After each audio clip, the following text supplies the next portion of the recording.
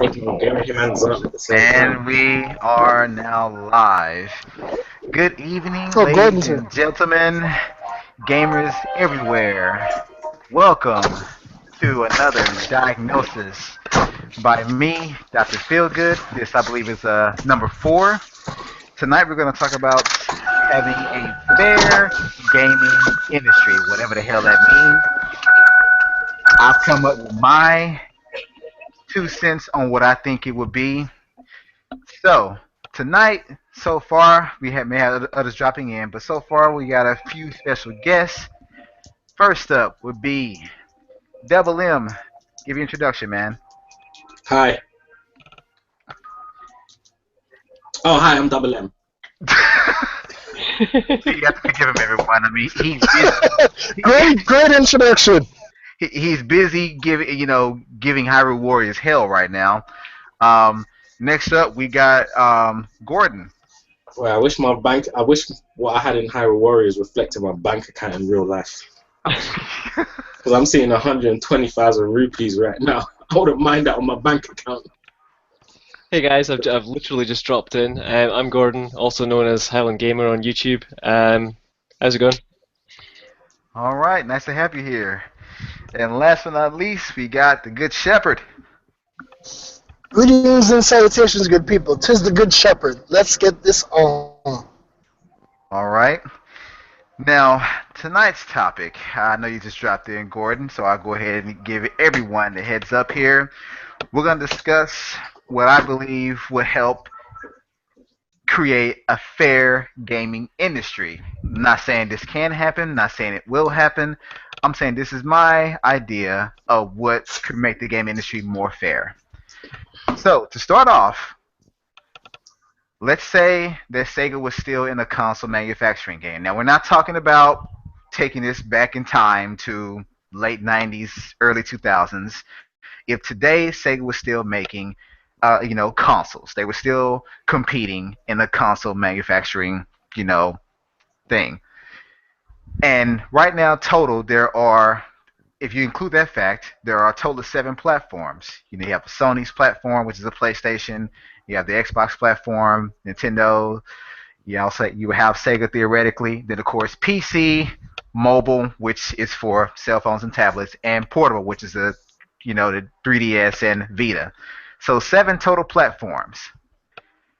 With these 7 platforms, my first solution to making a more fair gaming industry would be, what if there were no third parties whatsoever? Meaning, anyone that has a platform, whether it be console, PC, portable, whatever, anyone that created a platform would have to produce all their own games. So I want your opinions on this, guys. How do you feel about this? And we'll start out with Double M. Right. Well, okay, so 7 consoles on the market, 4 manufacturers, well, 5 if you include mobile. Is mobile included? Yes, well, think this is just 7 platforms total. The 4 consoles and PC, mobile, and portable. Okay, and Sega's still in the business. Yes. Ooh. And thing. Well, I guess my first question to make it easier for you was, who do you think would be leading? There's no third party. No third party, no second party. They have to make, produce, and market their own games. Well, the one who will be leading is the one who's always been leading, if you're talking about software. So Nintendo in that case. Nintendo has never, in terms of selling games, which is what a console war is all about, Nintendo has never lost. So, but in regards to the scenario, that's a tough one. Sega, Sega and Nintendo in terms of the home console space, that would be competing between that would be mainly complete. Actually, no, I don't even think they directly compete with each other, because one of Sega's strengths that they had early in the Dreamcast era was when there was was when, you know, certain third-party publishers didn't want to support them. So what Sega turned around and done was they made their own versions of the games, you know. So obviously, with there not being no 2K before, 2K was originally part of Sega. I think so. Obviously, you know, 2K would be an asset of Sega. So you know, you get all the sports games and stuff like that through Sega. And PC would take a hit because PC makes a lot of money, especially in Europe. PC makes a lot of money off Football Manager, which is made, you know, a PC gets a lot of users for Football Manager, which is made by Sega. So in that aspect, you know, the PC gaming market, Steam would take a hit because they will lose a significant chunk of their audience because obviously Sega's not going to put their Football Manager on another platform.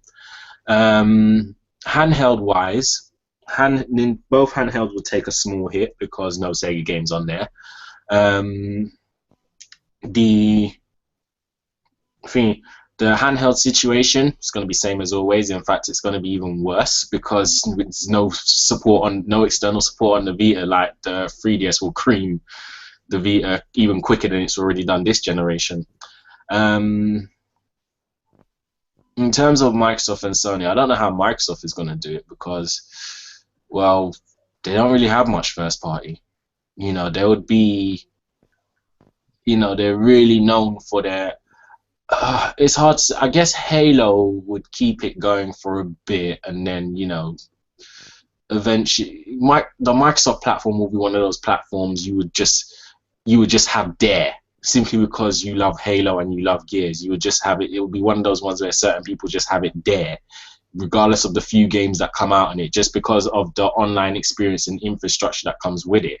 You know, and with Gears and Halo being good online experiences, you know, Microsoft will just do well there. And with their acquisition of Rare, I guess that will just force them to actually, it will just force their hand to actually bring forward some of these Rare franchises to the best of the ability that they can, which is not saying much.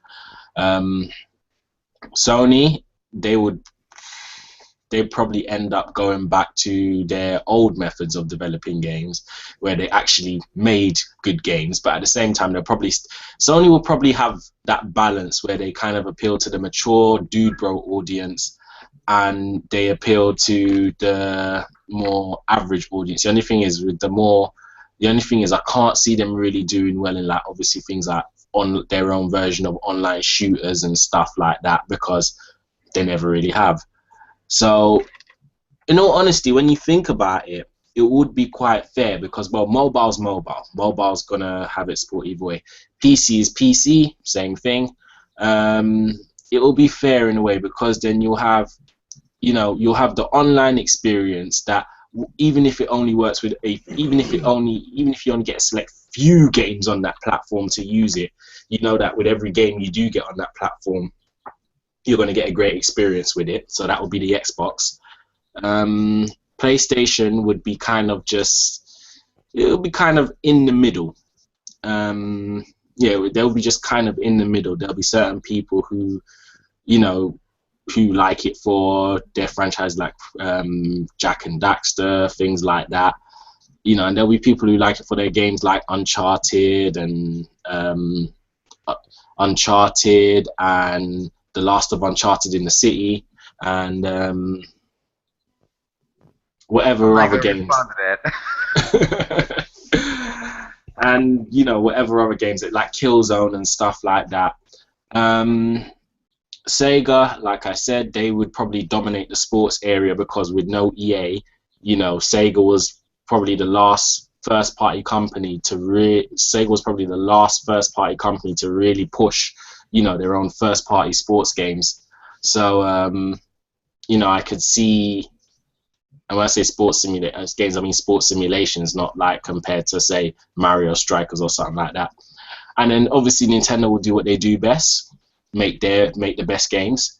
They'll obviously be ahead in that, right? But I think, you know, when I think about it, after explaining it as well, when I think about it, it would actually be somewhat balanced. I could actually see it being somewhat balanced because we could say that, oh, well, Sony doesn't make good first-party games and stuff like that, but in this situation, every company will be forced to do their best efforts in wherever they work best, and some will work good in some areas, others will work good in other areas. Like exclusive, in terms of exclusivity and great single-player franchise and stuff like that, that's Nintendo's game. In terms of, wide variety, even if it's just B class as opposed to Nintendo A class, you got Sega. In terms to great online infrastructure, even if you only get it with a few games, Xbox. You want to meet somewhere in the, and obviously you got PC for that as well. You've got mobile is its own thing. Handheld, it will be the same as before. That would be the only one really failing, would be the Vita. The only thing which I guess will be no different, this won't be that much different from now at the moment. But yeah, the only thing that will be failing is the Vita, because okay. If Sony can't get traction in the first party market behind Nintendo, I think they just get to that point where they just kind of give up halfway, or in this case with the Vita in a couple years. I can actually see that happening. And just so I can, before I go on, let me go ahead and announce the later rival, Mr. Red Fox, the guy that has not taken Bull since I think 1992, but he doesn't have a snarky intro anymore. So do your thing, man. Sorry I'm late. I just got this invite because I'm crazy. Yeah, this is awesome. This is the best. All right. Well, does anyone here have anything to add to what WMC was saying, or maybe have your own take on it? Oh, I will have to concur with most of what he had to say. Oh, sorry. Go ahead. Oh, you go ahead. Anyone? I just want to clarify quickly. Are we saying this is completely and utterly first party, so we have no second or third party support even on first party IPs?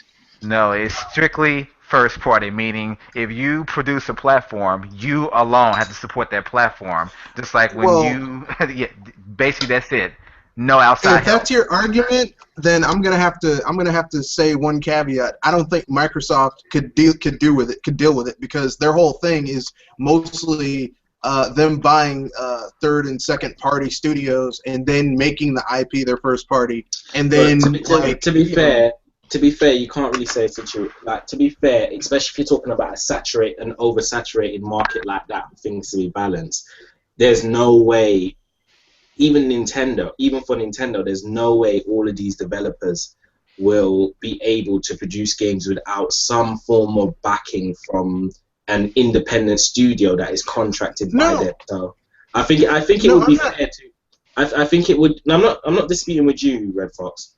I think it would be fair to allow them to contract smaller studios to work for them, because they are still a part of the first party company. They're not, then they're contracted. No, I understand what you're saying, but I'm not talking about that. I'm talking about Sega came into the market. They had, they tried with the original Master System with Alex Kidd, Nim, and and then with the Genesis, that's when they really lit a fire, and they had the launch game for the Genesis, I believe, was Altered Beast. But then they really struck a match to the straw with Sonic the Hedgehog, right? They had their IP, their first party IP that really was the flagship of their thing that they made themselves. Even Sony had their first party games that really. Even though they were money hatting quite a few of them, but they had their first party games that flagship their console. Microsoft, it was like, oh, we're not going to make anything. We're just going to, Bungie's making Halo. Here's some money. We'll write a check. Boom. First party game. Sure. If you look at the picture from that side of things, just kind of thinking of an overview, mobile relies almost 100% on third parties. It would almost not exist if it was from Google and Apple themselves. If you look at PC, I mean, a lot of people think of Steam, but there is the Uplay and Origin. So is that not 3 platforms? Correct. And see, Well, I guess. I included them because I mean they are platforms to be considered. I didn't want to be unfair by saying just the consoles because people do play games on mobile platforms and portable, even though the portable are made by console manufacturers. Just like PC is also a platform, they always claim to be Yeah, an elite. So I'm just saying that in consoles you've got your three manufacturers, but in PC you have those three platforms. I think no, that, not necessarily because take okay, I didn't mention this, But but no, because to be fair, but see, Steam. what about PC companies like HP? What if they have to actually make games for their PCs too? No, I Possibly think it'll be going down more. this route. I think it'll be more in a case where like how you like Steam. Like for instance, I think what you would have is like a case with maybe something like Steam, where they just continue to manufacture games, or like what you've had before with PC, where people just take like everyday people like you and me who've got good programming skills, take engines and take engine tools, or just create games or apps from scratch. And I think that's how it started off in the mobile phone. That's how it more or less started off in the PC. So I think that's what you'll just tend to get. You'll still get good gaming experiences, but will probably benefit from people more just putting them out and asking for donations as opposed to charging for the game and then charging a buttload for DLC afterwards. So you'll probably get like smaller, more independent projects, because you do still get a lot of like everyday people who develop shooters, who develop like free web shooters and stuff like that. I understand that, but what I'm saying is, if we're talking about each platform only making for themselves, then if you look at Android and that being a Google platform, every single game there has to be made by Google under this rule set. So if you're going under the same thing with Steam, every single game on Steam under this rule set has to be made by Steam. Therefore, everything from EA has to be only on Origin. Everything from Ubisoft has to only be on Uplay. It cannot be on Steam under this rule. But then, in a sense, thinking about it now, you can't really, in that scenario, you can't really even count Steam, because PC is not Steam's platform. PC is PC. Steam is its own third part. Steam is a third party. Hold on for a second, gentlemen, hold on. I was under the interpretation from what he told me earlier that they can actually share on other platforms, so they have the option to put their stuff other places. They just have to start off from where they're at. No? Am I wrong? That's going to be a perfect segue. Because a couple of you guys already mentioned this, and this is going to make things easier, but also divide you guys a lot more, and for those who are watching. So we discussed so far that if any platform had to support their own platform, like the company had to support it just all alone, period, no outside help. Now, let's go ahead and interject third parties back into this theoretical industry that is fair across the board. And here is my restriction.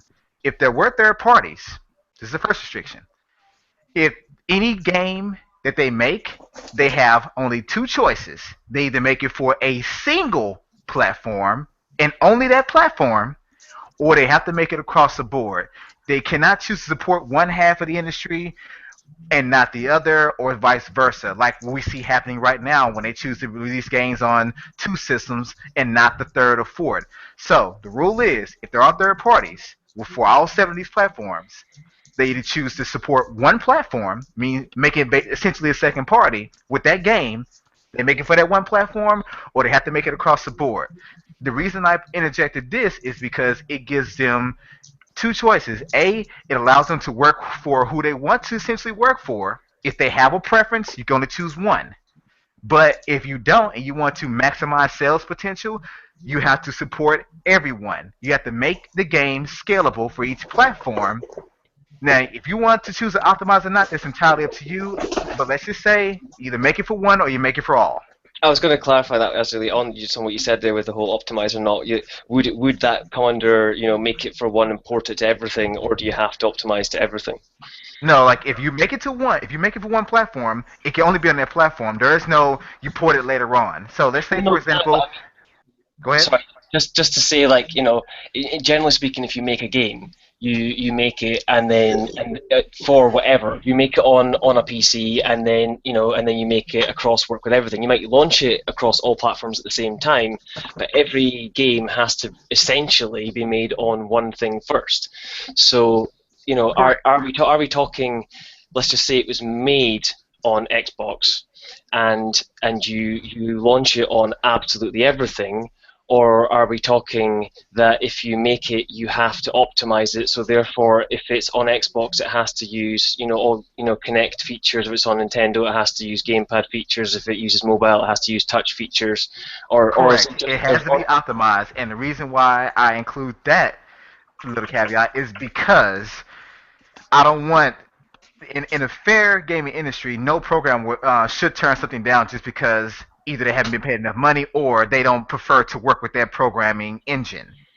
Like we hear today, some of the excuses, it's too hard to program for, or it's not flexible enough. There is a way to make it work for that particular platform. So you either A, take the time and make it for all the platforms and optimize it, or you choose one platform and that's the only platform you will ever see.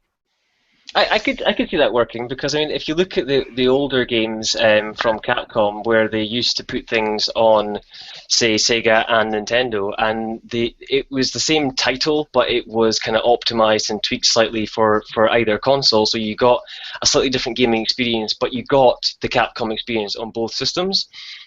I think that would work. That's quite fair. Anyone else?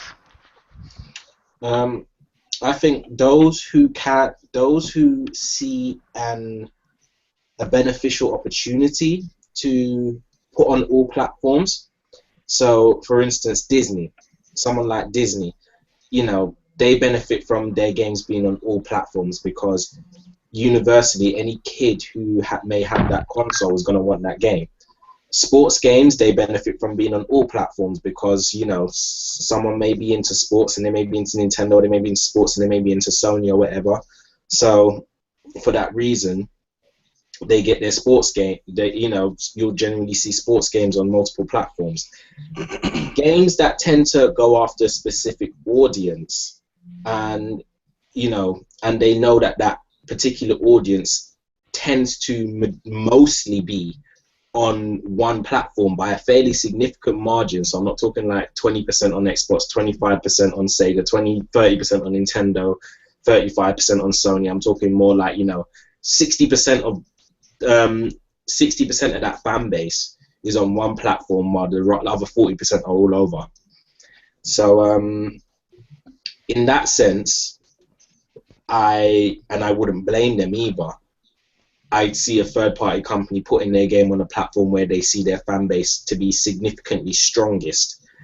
Now, that's all looking at it from an idealistic sense. Now, realistically now, you've got the situation of the good old green, the big dosh, money.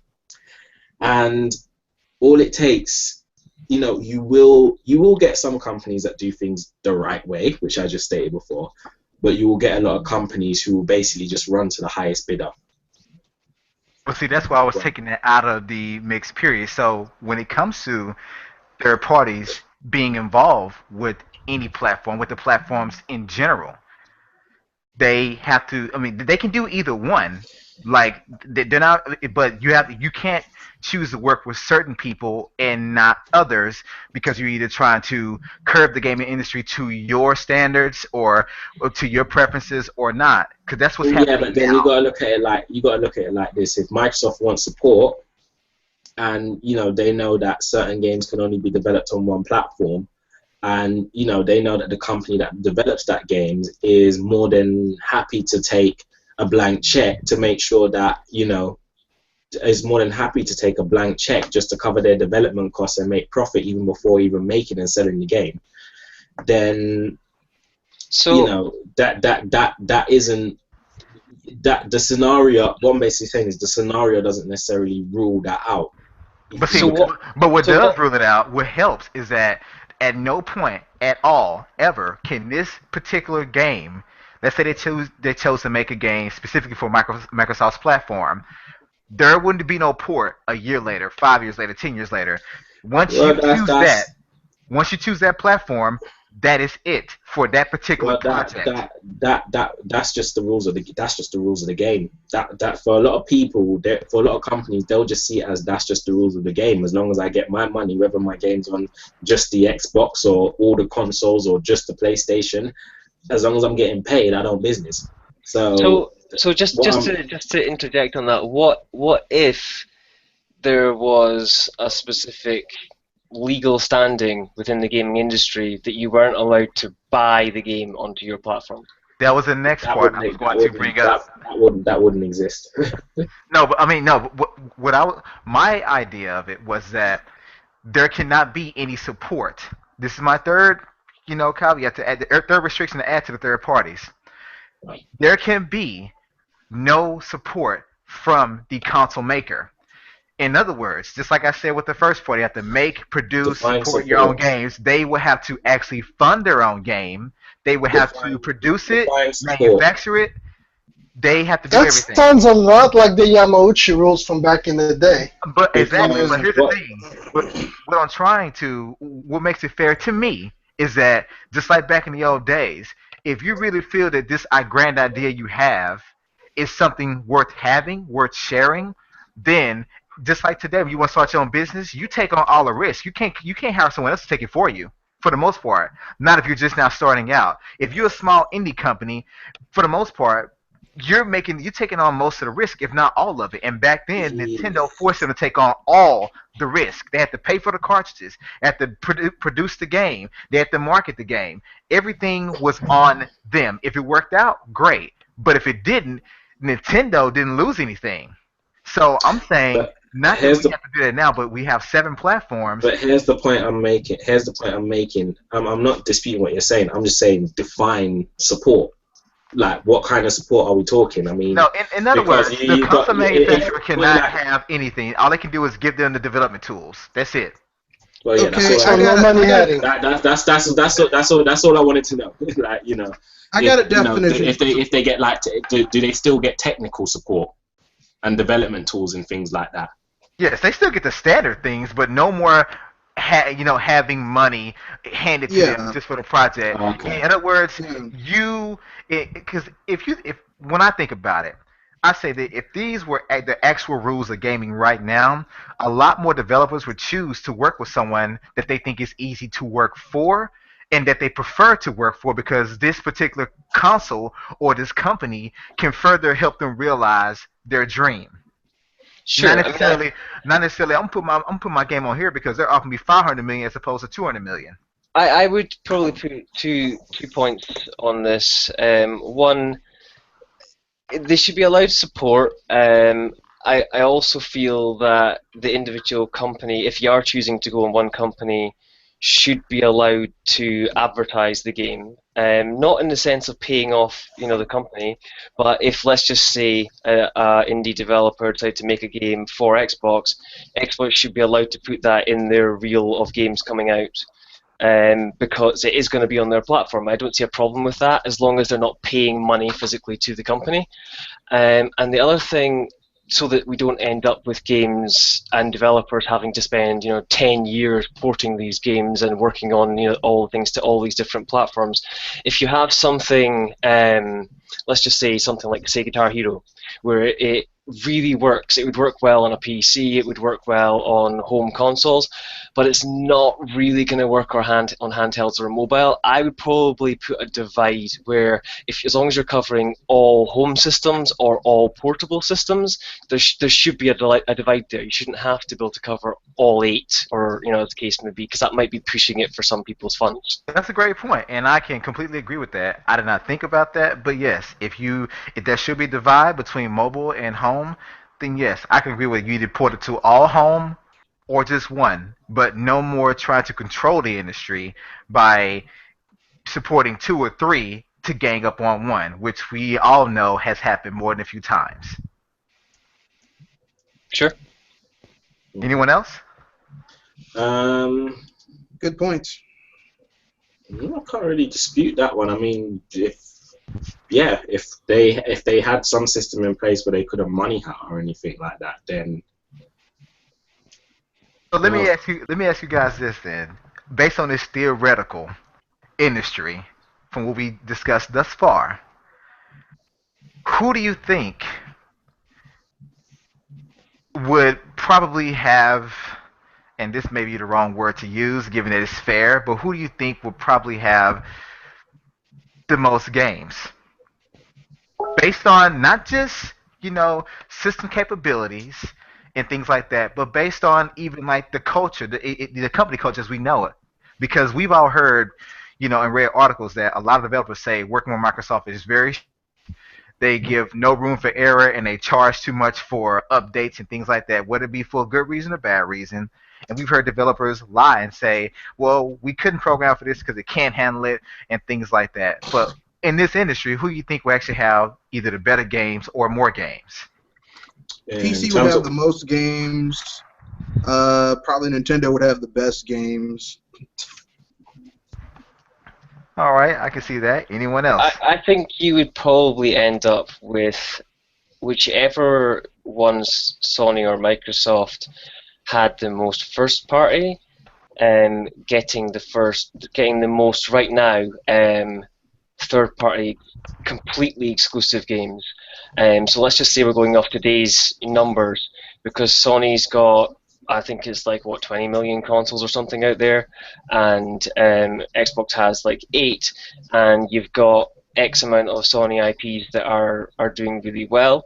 You may end up with that backlashing on the fact that you get all these games third-party exclusive to Sony, and Xbox almost disappears off the plane, and you end up with a sort of PC, Sony, Nintendo split, rather than having this back and forth between the sort of big two third-party consoles.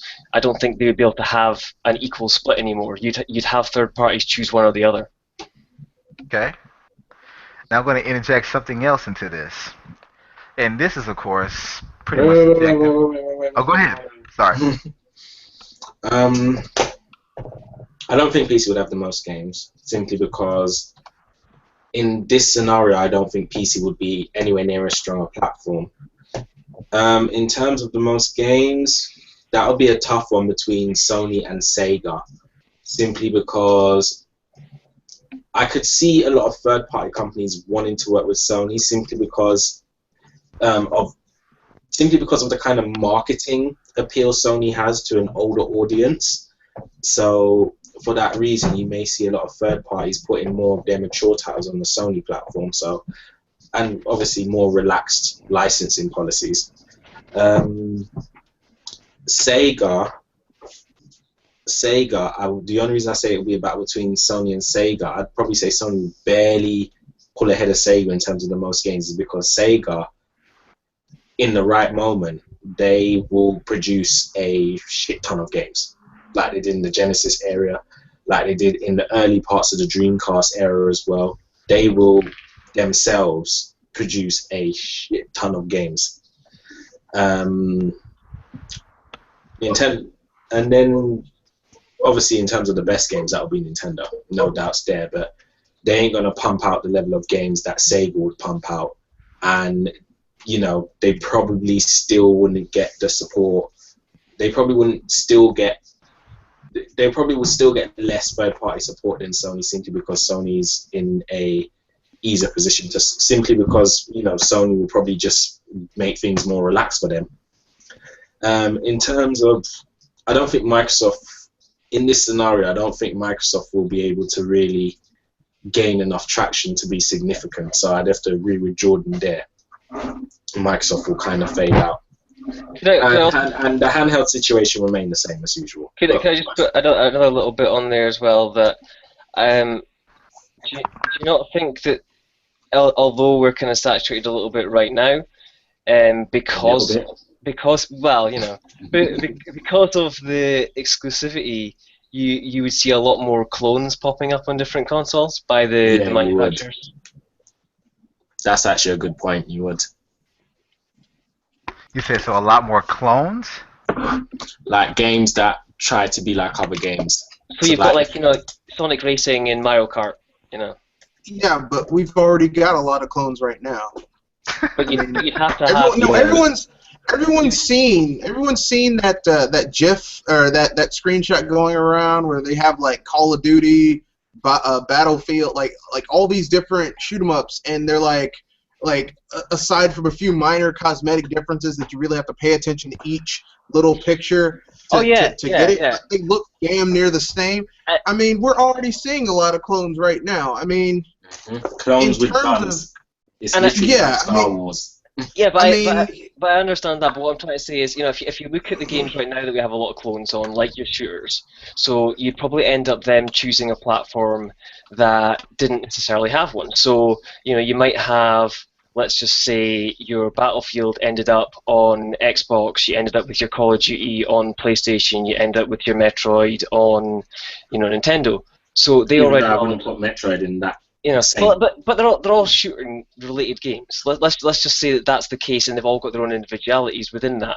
But what I'm saying is games that don't necessarily have clones right now. If you take something that is individual, or more individual, like your key, I'm trying to think of something on the top of my head, like your Guitar Hero. There's only really Guitar Hero and Rock Band, right? If they ended up putting Guitar Hero on Xbox and Rock Band on PlayStation, would PC possibly come up with their own clone and Nintendo come up with their own clone, and then we end up with 5 or 6 versions of Guitar Hero? I mean, I can see where you're going with this. Like you're saying, like if the Xbox got Guitar Hero, PlayStation got Rock Band, and then PC end up with Rocksmith. Basically, that would be their clone to something they saw on other consoles that was maybe successful or something like that. They want to have their version. Since they can't get it, it would just be exclusive. I can see that because that's happening now, and it's been happening. And you probably end up with a clone on each and every different console, but that would saturate the market in the same way it is today. But at the same time, at least I can say they're at least trying to make their own version of said game instead of just saying, "Hey, can we buy that from you?" and just say it's for PlayStation 3. Like, I think rather have you make your own version of it than just simply buy the game outright so it can be on your system too. It's like, because to me, you're not really standing out or trying to stand out. You're just simply choosing the easier route to go to put money in your pocket.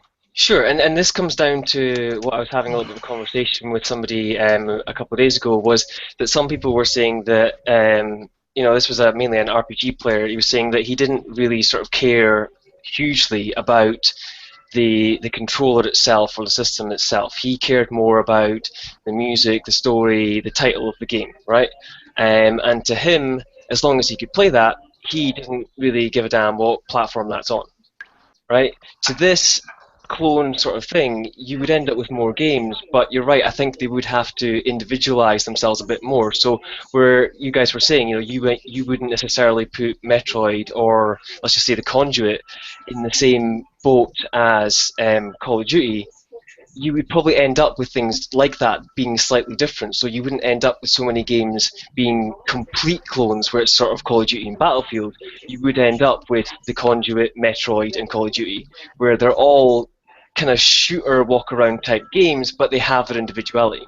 Correct. And see, in this you know, fair industry we're talking about, that will be a good thing to me, because at least the developers are forced, or at least the console manufacturers, they're forced to actually come up with something of their own or get something unique, because although they see this game on another console and it was successful, people loved it, well, the rule is, if it was made for just that console, you couldn't get it. So you have to come up with your own to get it. Or if a third party offers you something, you will want to actually improve upon it, I will hope, to get the attention to your console instead. And you're insane, Dr. Feelgood. Because everyone knows we port beg. We like port begging here. We don't need to. First-party console manufacturers don't need to be creative. They can just, you know, cut a check and get something made over. You know, that's all. Gentlemen, gentlemen, permission to say something weird, but you can stop me because it's your cast. Go ahead. All right. Why does all the black people in this conversation have black and white avatars? I don't know. We, I just had to say that. you know what though? You have a point because right now the same thing we're complaining about in gaming, we're actually taking on a lot of grays and dark colors. Yeah, what happened? Let's have some color Because in it here. is black and white. It's right and wrong, black and right, white. Good Stop and bad. Stop There's it. no middle. There's no middle ground here. Well, Okay, yeah, it's hard and a half, dude. Let me It's all put grey. it this It's way. all grey. Look, it's do or do not. There is no try. Oh my god. well, this is a perfect segue into the next topic, and this is to add to the whole third party aspect. So, what if, and this is going to blow your minds, how much more fair would this fair industry be, theoretically, if there were absolutely no third-party publishers? It would be unfair. Nintendo would destroy. No EA, no Ubisoft, none of the big companies buying us small developers to make their games for them, meaning developers remain as their own companies. You can't buy someone else, you can't merge with someone else, you make your own games, you can collaborate if you want to. There would still be a Maxis headed by Will Wright. Origin would still be headed up by Richard Garriott. Rare would still be Rare. Exactly. You're third speaking party. insanity, sir. No, That's heaven. I'm talking about a Mass Effect before EA came along. I am talking about. That would be I'm talking about Halo, the purest of Halo. Like, in other words, no publisher input, meaning no big company coming in buying you up and then telling you have a schedule to appeal to, that you must release a game broken or bust, meaning developers own themselves. Well, then you need to add a caveat. So You you need to still add a So basically, they're indies. so Yeah, to you clarify, need- There's indies only. to clarify, yeah, you practically- have individual games. You just don't have third-party publishers. Exactly. Well, You still have To developers. take that back, You don't have the publishers. Because we all know what's been happening for the last decade. EA has been buying up all the smaller companies that actually made great games that fans loved. And then once EA got their And hands run them on into it, the it went ground. downhill. So What if these great franchises never got ruined because don't get me wrong, I know one of the biggest reasons developers do allow themselves to be acquired by a huge publisher is because of the huge financial money, gain. son. They Yeah. have more money for production. But if you still, let's say money was not really a problem, if you still had to rely on your own resources to make your games, which is how it used to be back in the day, no one could buy you, no one could acquire you, nothing like that. You chose to work for either one console or all of them, and you had to develop your games and optimize them for either that one console or all of them. You didn't have any additional money or resources you can gather from somewhere else. Your game was your game. Your franchise was your franchise, and there was no outside help. What you made is what we got, and no one else could change that. So just to clarify that a little bit, you've got third-party developers, but no third-party publishers. Correct. Publishers aren't allowed to buy them out. Are the manufacturers allowed They to buy don't them out? exist. Third-party publishers do not exist. No, but let's just say you've got Rare. Is Nintendo allowed to buy Rare? No. Rare makes games for anyone. Okay, so Rare makes games, okay, directly for anyone, as the case may be. Okay. Yeah, I'd like that. One other thing on that then. What about licensed games like film tie-ins? You said licensing? Licensed games, yeah. Basically, I mean, just like the other rules state, when they make a game, it's either they make it for that one platform, no other platform for that one game, or they make it for all the platforms. Yeah, so you get a Okay. Star Wars title on everything. You get Or you get Star Wars: The Force Unleashed only on one console, and there's On one no chance to console. report ever. Okay, you get okay, but your does- Disney games on everything. Sure, but what I'm saying is, does Disney have to make the Star Wars game, or can they license Star Wars to Lego? They could license it to someone, but they could have in the stipulation Well, this game has to be on everything. But in Or this case, for the most part, Disney is a publisher. There are no publishers. There are only developers. Sure, but let's take this. Let's take Star Wars as one right there, right? Star Wars is an IP owned by Disney, right? Right now, you can get Star Wars games through Disney themselves, and you can get Star Wars games through Lego, which is made by like TT or whatever, right? They're not part of Disney.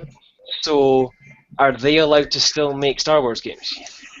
Yes. So as I mentioned, I think I may have grazed over, but there can be collaborations.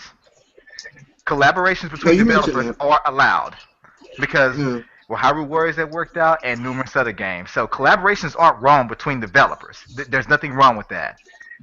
But I understand what you're saying that Star Wars is owned by Disney, but Disney didn't exactly produce the game.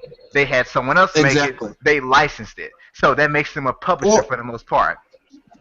Yeah, it's not like how it was back in the day when LucasArts made a lot of those games. But then they also licensed out a few of them, like like some of the earliest Star Wars games were, especially on the NES, were done by LJN. I think those games would end up really optimized. I mean, if you were to take right now where you have the Lego games getting pumped out by a lot by Warner Brothers, right? And they are the third party publisher, even though they own the IPs, as you said before. And if you compare the quality of those games compared to the quality of, say, Lego City, that's directly made with Nintendo to one system, that game floors every other Lego game. So yeah, I'd go for that. So what do you guys think will be the result of that? So add everything up to so far. With if there are third parties, they must either choose, and of course this is with in addition to Gordon's idea, they either choose to make a game for one console strictly, no porting, or they make it and optimize it for all four consoles, or if they want to choose a handheld market. And also, like no money heading, you choose one, there is no support at all, and there are no third-party publishers, only developers, which means there is no financial assistance coming from anywhere. Your game, your idea, must make its mark all on its own, and no one can buy your influence. I think that's a good idea. I think as well, off the back of them not being allowed to pay for the games, they shouldn't be allowed to pay off people like IGN. Your game has to stand as it is. So then, okay, here's my question, and this is theoretical. So how do you guys think, and I'm going to choose a very controversial game, how do you guys think Watch Dogs would have worked out in this theoretical, fair industry? Let's say let's say that they chose the route. We know Ubisoft is the publisher and the developer, whatever, but let's say they're a developer. Let's say they chose the route to make this game for every single system, and of course it must be optimized, meaning they have a team that's going to make it for Nintendo's consoles, Microsoft, Sega's, and Sony's. Period. How do you think that game would have fared? No money heading. It is all equal and a simultaneous release date. No more of this. So we finish yours first, so we're going to release yours first. No, it must be fair. Well, I'll tell you what would have happened. People would have known it for being the mediocre game it was. Even more so than now, because, I mean, like, here's the thing, okay? Like, when Watch Dogs... When Watch Dogs came out, everyone's like, well, you know, it's you know, you're judging it harshly because it's a new IP. No, look, I mean... We've had, a huge surge in open world games over the last 5-10 years, and we've all played quite a few of them. GTA, Elder Scrolls, like all that stuff. And for some reason, Ubisoft is not good at making open world games. They're boring. I mean, for all the stuff that they have in them, it's like there's no real impetus or fun in playing through those games. So it'd just be more mediocre. Okay, I can see that. Anyone else want to comment on the Watch Dogs theory? I've got to agree with Foxy. You hit the nail on the head right there. I can't even add more to that. Well, okay, I would.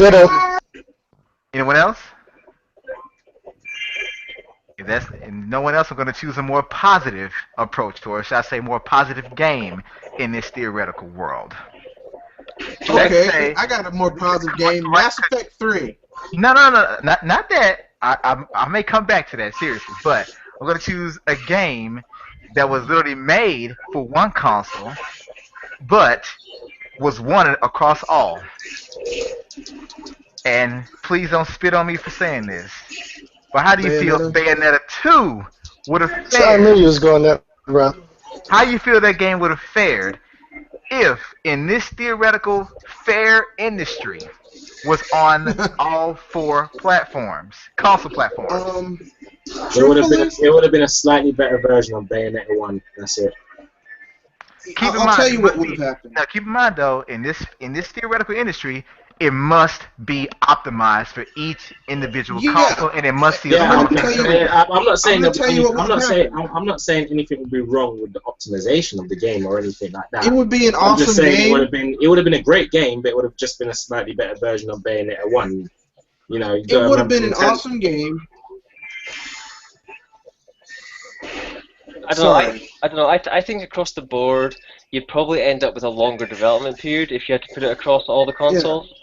You could possibly also end up with, depending on what other games are out there, it kind of blurring into the background. I mean, I think part of what pushed Bayonetta 2 is the fact that you know they pushed it to the one platform, the platform who's not had it. We were all kind of hyped behind it, and a lot of Project Platinum and things drove that into the sales. You probably would have still made sales across all platforms, but it would have been a bit more difficult to make it stand out if it was on all of them against the other games on those platforms. Okay, I can see that. Here's another example. This is a game that was actually on almost every platform. What if it ended up only on one?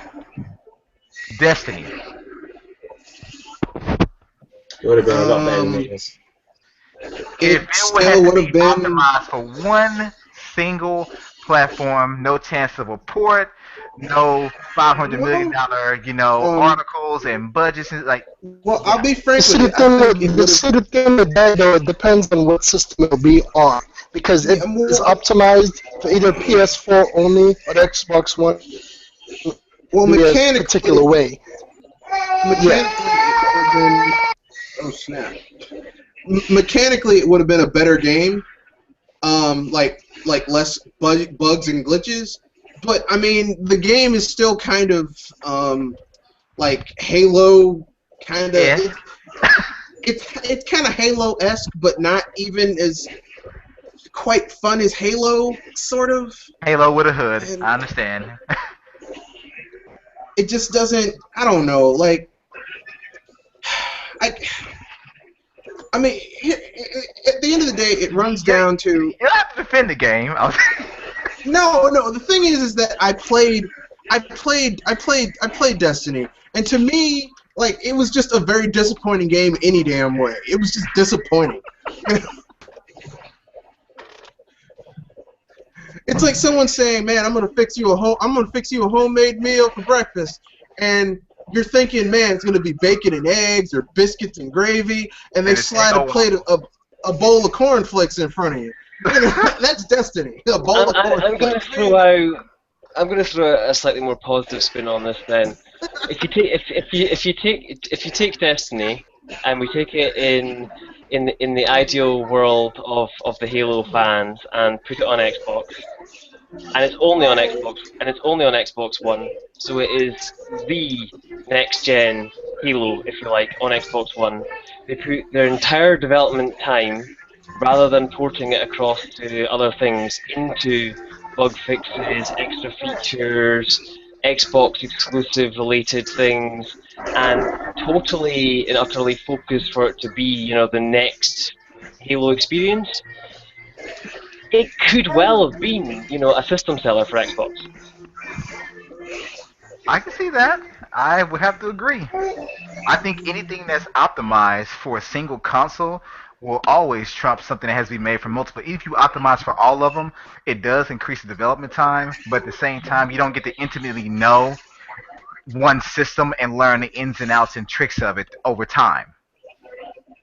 So I can definitely see that. I remember reading an article where I actually had a friend that works for Naughty Dog. He even told me that like they went through so much trouble to get like the exact like scene for just the sky in that game. They tried it like for 6 months to get it right, just like the sky.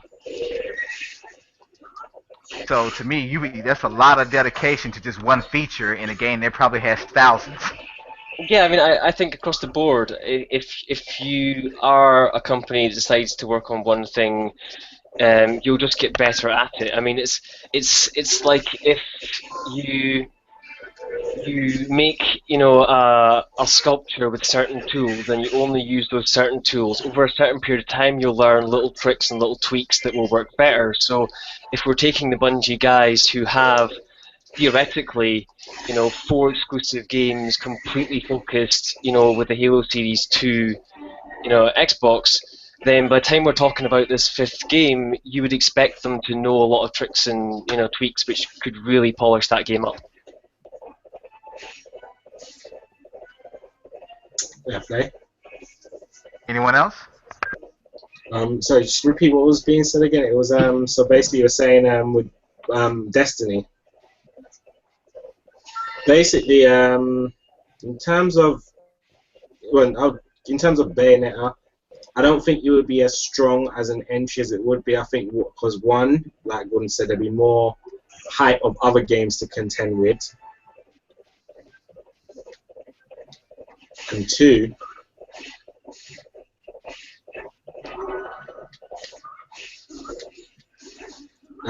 as well. I just don't think. I don't think the game would have been what it was without that. Because obviously, when a game is exclusive, you naturally put more dedication into it to try and push it to the fan base. And obviously, with Nintendo backing them and with the advertising and everything, I really think that's what pushed awareness of the title and convinced people to buy it. And if it was multi-platform, I just don't see how Platinum. I think it would either come down to one company trying to push it more than the other, or it would just come down to a thing where, with other games like Call of Duty and stuff like that, awareness would have somewhat faded. In terms of Destiny, I think if it was on Sony's platform and it was Sony's only chance to rival Microsoft at making a Halo game, then I think we would probably get a better game than what it is now. But I still don't think it. I don't think it would be as. It still wouldn't be anywhere near as strong as Halo, but you would get a better game. Frank, though, I mean, without talking about theoretics or anything, like something theoretically happening. I mean, Sony in the past has either made first party their own games that they called so-and-so franchise killers, or had a game to be made for their console that was supposed to be a so-and-so franchise killer, and every time it's failed. I mean, like, Killzone was supposed to be the Halo killer. I remember when Killzone came out on the PS2, they specifically got up at E3 and said, this is going to be a Halo killer. I was like, why would you even say that? I mean, that's some hard pressure to put on something, Well, I can definitely understand. I mean, I believe companies do things because they want to try to garner as much hype and get as much attention as they can. Because when you say things like that, it basically prompts any human being just about to be like, okay, that's a bold claim. I'm curious. And then you may pick it up and be disappointed, but they don't care if you're disappointed because at the end of the day, they still got your money. They got the money for the purchase. Yeah, so you're not taking advantage of it. The thing is like, it never really works out that way. Like, I'm hearing, like, okay, just two examples with, three examples with Sony. Well, first the first one I really remember clearly was Killzone being the Halo killer. And I was like, I don't even really particularly, at that time I wasn't particularly all that fond of Halo, but I'm like, this game is not going to kill Halo. And then like they money had it Dark Cloud on the PS2, and that was going to be the Zelda killer. Well, I can definitely tell you, when it comes to this particular theoretical industry, I personally believe that this thing was a reality. That the state of gaming right now would be so much better, and we would have so many more choices. Because looking at gaming today, all we have are shooter, shooter, shooter, open world game, shooter, shooter, racing game, shooter, shooter, action adventure game. And then, of course, throwing sports games there just as often. The typical sports games like, FIFA and things like that. Madden. Madden. But basically, it's the same type. It's the same four genres and basically the same damn franchises over and over.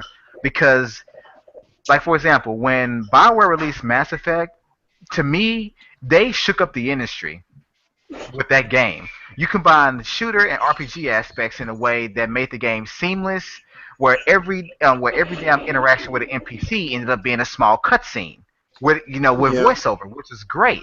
There was a great way to take RPG games, take out so much of the reading, add in where you can actually have multiple endings and multiple branches, and you put it in a third-person shooter. That was ideal. EA saw this and said, okay, we want to publish the next one. Mass Effect 2 and took everything one had, all the flaws, and took them out and improved upon it completely. Mass Effect 3, kind of a letdown. It's a third-person shooter. It's a third-person shooter. That's it. That's all it was. They basically took out all the story elements and ruined the game. So they dumbed it down to the point where it was like, this doesn't even feel. But here's the thing: you said that they changed the industry up with Mass Effect, but the same things that they did in Mass Effect, they started with Jade Empire. True. Except the difference is that Jade Empire was hand-to-hand combat, and Mass Effect is guns, but in biotics. But I mean, it happened. It's cool. I think as well with this, you'd probably end up with less games but better games. I mean, again, looking at the older sort of time of things, I mean, people complain nowadays about not having enough games on the platform, which I think is a load of rubbish. But basically, people are in a mindset now where they either buy a game and go straight online with it, play that for a couple of months, and then move on to the next one, or they buy a game, play the 8 to 12 hour campaign. If they finish that, toss it to the side, move on to the next one. And for me, a game should never be like that. A game should be something you want to keep coming back to. You want to go and look at all the side areas. You want to go do these other things. I mean, if you pick up some games that are only brought out once every couple of years or so, I'm trying to think of key things straight at the top of my head. But like back in the day, you would have bought like a Command and Conquer game or something, right? And that Command and Conquer game you could play straight through as one sort of faction. You could play straight through as the other faction. You could build side missions yourself. You could go online with it. You could explore every facet of that game. And then when they made the next one, they had to build it from the ground up to beat that previous game. They competed against themselves. Whereas now it's almost like, oh well, I don't have to do anything because in 2 months' time, Destiny's going to come out, and then in 2 months' time, Battlefield's going to come out, and in 2 months' time from that, something else is going to come out. So screw it, we can put a glitched game out because no one's going to play it for more than a month. Those are all good points. So I know me personally, I would love to see this happen, although the chances of it happening are virtually nil, especially at this point. There have to be a crash for it to happen. Maybe the crash has already happened. I don't know. That's another topic I've already discussed months ago. But I honestly think that this particular industry, this theoretical industry, would be great. I actually think there would be more games. The reason why I say that is because if there were no publishers, only developers, that means you have a lot more people doing what they did back in the day, which means they step up to the plate, they have an idea, they want to bring it to life. There's only one way to do it. And your choices are slim. One console or all. One mobile platform or all of them. And basically, there are no restrictions. There are no times to release because you don't have someone breathing down your neck saying, hey, we need this because in the fair industry, consoles need games and games need consoles. Now, unless you're like Nintendo, which they can make their own games in house, and they have been doing that for over 3 decades, in the fair industry, each one needs each other because a console with no games is nothing but a paperweight. A game with no console is basically just a damn idea. You put the two together, you got video games. You have entertainment. So, I mean, go ahead.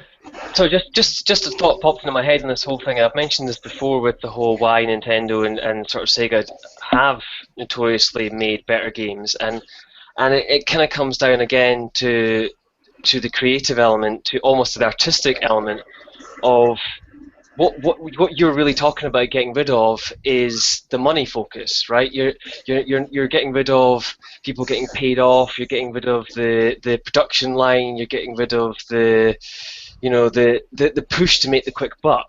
What you're putting in its place is artistic merit, creativity, true Yes. true sort of style and effort into creating the best thing that you can, and ultimately, art is always going to be better than something comes off a production line. True, because I mean, when I initially thought about this particular topic, another thing I was trying to get rid of is this basically preference. But at the end of the day, when it comes to developer or publisher preference, it always boils down to money created a preference. So, like, as you said, money and that major aspect. If you take that out of gaming, we will basically go back 10 years to where gaming was basically more or less fair.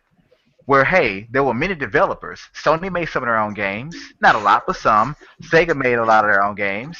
Nintendo definitely made a lot of their own games. But we got to see some great exclusive games, even games from third parties or back then just indie developers on each system. And we may think about, oh, well, I'd like to have it on the Super Nintendo as opposed to the Genesis, but at the exact same time, even when those two consoles had the exact same game, they were quite different. They were very different. The only exception to that was probably like Super Street Fighter 2. But other than that, they were practically. I mean, other games were practically different, even though they were on the same two consoles made by the same company. There was just so much more artistic drive back then because everyone was out to get attention because it was basically their own money on the line. For the most part, one way or another, most of the money locked up into this product was their own. So it could not fail because they would take a big hit. Um, I agree with you, but I also think there was something else involved with it, and not just the money aspect of it. Like, these people had a pride in their craft.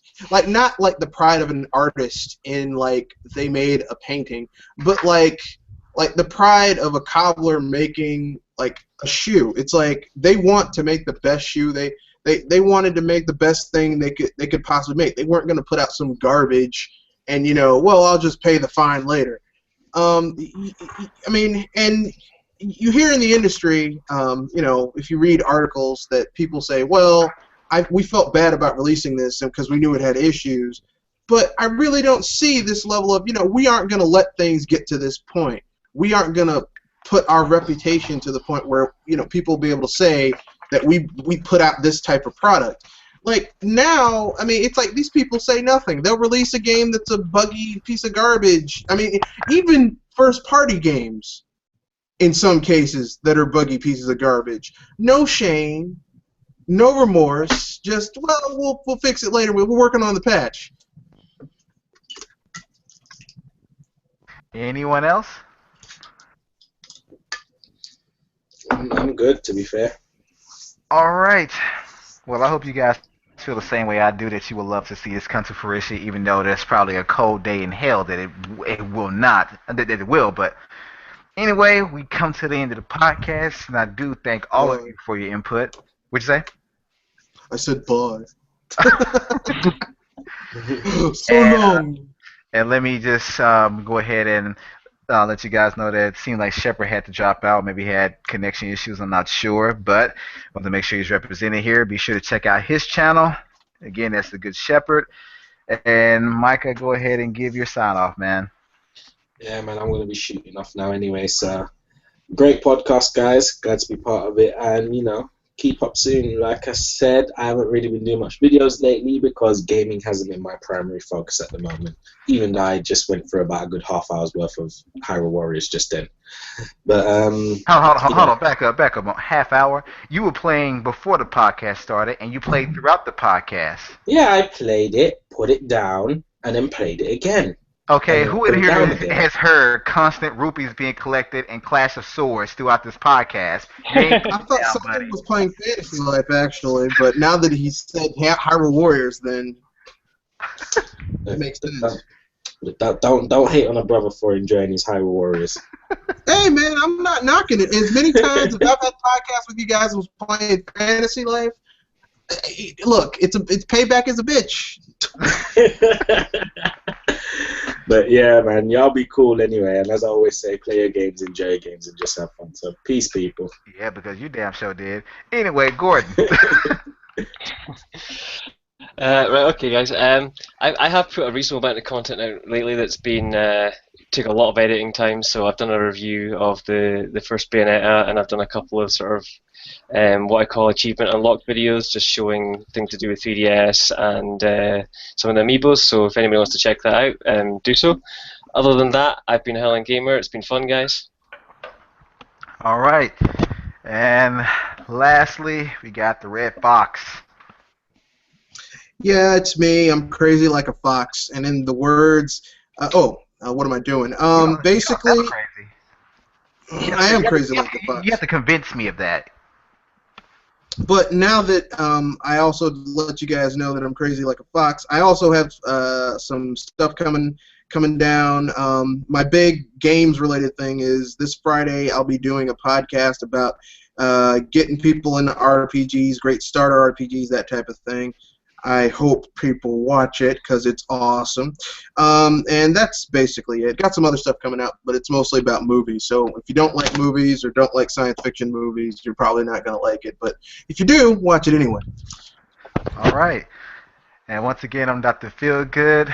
Thank you, everyone, for tuning in. And thank you guys for all attending. And as I always say, keep it gaming. Peace.